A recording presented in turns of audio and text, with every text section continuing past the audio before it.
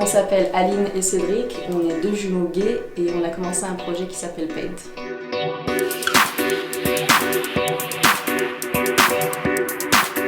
Paint, c'est une série web qu'on a lancée il y a maintenant quelques mois, qui a pour but de donner plus de visibilité à la communauté LGBT.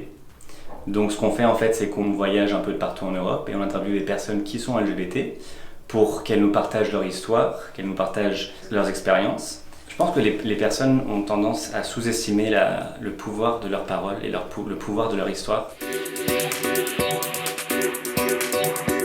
L'histoire qui nous a le plus touchée, c'est l'histoire de Christina, donc une maman qui s'occupe de sa fille Erika, qui est donc transgenre et qui l'a su à l'âge de 2 ans. Ella es quien quiere ser y yo siempre la apoyaré. A los 4 me preguntó una mañana llorando, ¿por qué me disfrazas para ir al cole? ¿Por qué tengo que ir diferente a las niñas de mi clase? Yo le decía que el sexo estaba marcado por el genital y que a mí me habían enseñado que el pene era de niño. Y ella me decía, mamá, ¿y si se han equivocado los médicos? L'histoire qui nous a paru la plus inspirante, c'est sûrement l'histoire du couple de lesbiennes en Pologne qui exprime son amour l'une pour l'autre ouvertement dans un pays où c'est pas forcément évident d'être ouvertement gay, ouvertement lesbienne. We are always open about how we feel, holding hands and all the stuff like every normal couple, because we are one.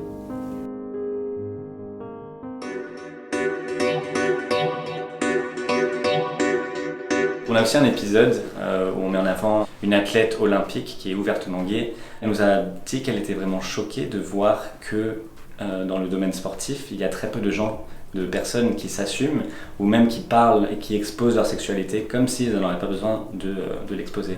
Be who you are is actually making you a better athlete. But you have to hide something like that for the whole time. You will never compete as free and as good as when you are truly who you are.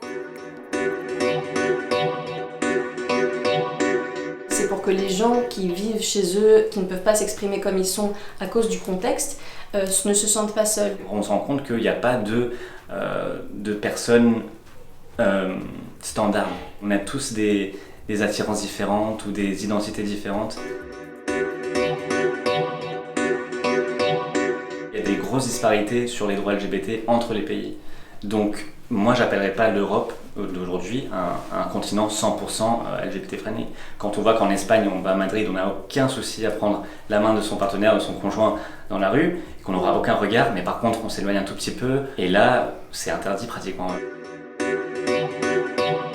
Apprenez à vous aimer parce que vous êtes exceptionnel et vous ne le savez sûrement pas. C'est très important à l'heure d'aujourd'hui d'être visible parce qu'on existe, parce qu'on est là et on sera toujours là. Sachez que vous êtes beau, vous êtes belle et que ne laissez personne autour de vous dire qui vous êtes et qui vous n'êtes pas.